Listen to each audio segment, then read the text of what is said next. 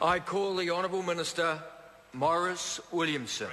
Mr Speaker, thank you for that. And sir, I want to spend my time in this address and reply debate addressing just the one issue, sir, and that is to do with the sale of land to foreigners. And I want to start, sir, by just putting a bit of my personal credentials on the table. I'm sixth generation New Zealanders. The Williamson family came here in the mid-1800s from Scotland and settled and have been farmers along the way. So, sir, I don't think that anyone could say I'm some great desire of new foreigners taking over it, because I have a family history of being from this country. And, sir, my 89-year-old mother lives peacefully in Matamata, where I was brought up on a dairy farming town, and I must say that I think probably 97% of the people in there will disagree with the decision that I have taken recently. I think I said to her, I've got now 97% of New Zealanders who hate me, and she said, is that down from 98 beforehand? So who knows? But, sir, what I want to make it clear in this debate is that ministers have some discretion when there are issues of doubt.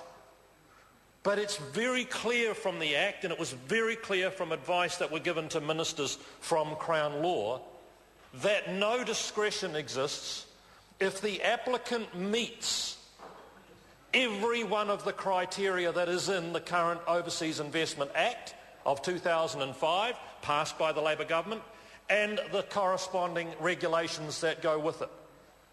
Ministers just can't say, well, I don't care what the law says, I'm just going to exercise a discretion and say no. Because I have to tell members of this House there's such a thing as a judicial review, and you would lose it. You would simply lose the case. If the minister was taken to judicial review, he or she would lose the case if they weren't able to say, Mr. Judge, I decline this because. Now, in the case of the natural dairy bid to buy these Crayford farms, I'm happy to say I put my signature to the decline. They failed to meet a number of the criteria under the Act, so as some members of this House have claimed, Williamson just rubber stamps them. I didn't rubber stamp that, declined it, because it didn't meet the requirements. In the case of Kim.com wanting to buy the Coatesville mansion, again it got a decline.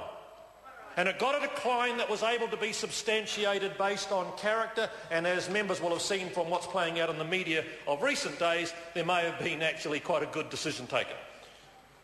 But in the case of Shanghai Pengjin looking to buy these farms, sir, they met every one of the criteria that is laid down in the Act passed by the Labor government, and they met every one of the criteria laid out in the regulations. And remember, National even added 2 more to try and strengthen the Act and the regs so that we did have a little bit more say, and all of those were met as well. And so my frustration first today, sir, is to any one of the members of this House or the public who say, oh, you just should have said no. When David Shearer and David Parker from the Labor Party said we would have said no, my very first question to them is, on what grounds would you have said no? Because remember, you don't just have the final say in this, there are courts. And governments have been found to have acted inappropriately by the courts on a number of things, and they've overturned ministers' decision. Take Chris Carter and the Whitianga Waterways, or Whangamata, whatever it is. The minister got overturned by the courts because he didn't follow the proper procedure. Now, sir, the next thing that I find really difficult, because I do know there are some absolutely genuine people who don't want foreigners buying land in this country. I do understand that. I don't think there's many, but I actually fully respect those individuals who truly are consistent all along the way and say, I do not want foreign ownership of our land. But, sir, I think they're few and far between. The first one I don't understand is those who were born in another country, spent the vast bulk of their life in another country. Russell Norman, for example, born in Brisbane, grew up in Australia, an Australian all his life till he came here to write his PhD on the Alliance, getting up in this House and saying he doesn't want foreigners to buy land, and going on breakfast TV saying he doesn't want foreigners to buy land. I first of all want to question what his definition of a foreigner is. Because if he says, oh, well, it's as long as they come here to live, well, what about those ones like Shania Twain, who came here, bought a huge high country estate, had the Prime Minister, Helen Clark, walking with her across it for the photo opportunities, and New Zealanders celebrated this. We celebrated Shania Twain's purchase of this beautiful big South Island high country estate. Wasn't it wonderful? I never heard a mutter, not a murmur, not a whisper from anybody about how dreadful that was. Not one. And I've checked all of the newspaper articles. I've checked all of the speeches in this House. Well, I'm sorry, I got research unit to go through them. And I haven't found a mutter, not a murmur, not a whisper of how evil that was. And there's been lots and lots of others, to the point, let me give you some figures. First of all, I want to give a stern warning to the news media. They used so many figures during this debate which were wrong. And for that reason, and I'll tell you why, there are a whole range of different numbers that you can use. For example, there's gross sale to foreigners, or there's net. Now, sir, gross, in my view, doesn't matter, because gross is where a German sells the land to a Swiss, and where a Swiss sells it to a French person, and a French person sells it to an American. So those don't really matter, because they were already owned by foreigners. They were already in foreign ownership hands. For me, sir, the number that I think does matter is net, because net is where the land is being transferred from the ownership of a New Zealand entity to that of a foreigner. That, I think, matters, because it makes a difference. The other one didn't. If you think there's a difference between a Swiss and a German owning the same piece of land, I don't think there really is. Well, here's the numbers, sir. During Labour's 9 years in office, during their 9 years in office, they approved the sale, and this is net, I will stick with net figures for the rest of this debate. They approved the sale of 660,000 hectares of land net to foreigners. One of my favourite years was the year 2006, when Winston Peters was the foreign minister in the then government. He was the foreign minister in the then government, and they approved the sale of 375,000 hectares of land to foreigners that year. And not a mutter, not a murmur, not a whisper. And so I have to say there's something funny going on here. It's one of these sort of Mahariisms. Oh, that was then, but this is now. It was all right when we did it, but it's all wrong now.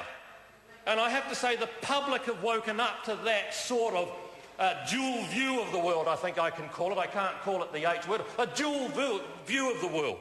Whereas when we were doing it, it was all right. And then the next one is the fact that if they were Canadian, or Swiss, or German, or the United States is a big buyer of land here, again, not a mutter, not a murmur, not a whisper. Not a mutter, not a murmur, not a whisper. And I've checked again through the news media as they've been happening on a regular basis. I do 2 or 3 of these a week. And suddenly it's the Chinese.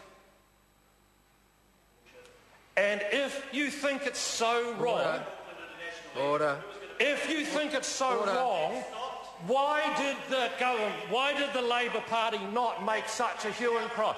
Why did Helen Clark walk the track with Shania Twain and look at the beautiful high country estate that was sold to? No, we're actually talking about farmlands here, Mr. Goff. We're talking about farmlands, and Labour didn't have a problem with it, sir. Labour didn't. I am telling the full story. I'll tell the full story again for the benefit of this House. Under Labour, 660,000 hectares were approved for the sale, that is of foreign land to foreigners, and the Crayfer Farms with 7,000 hectares. So let me get the figure again. I'll try and do it graphically.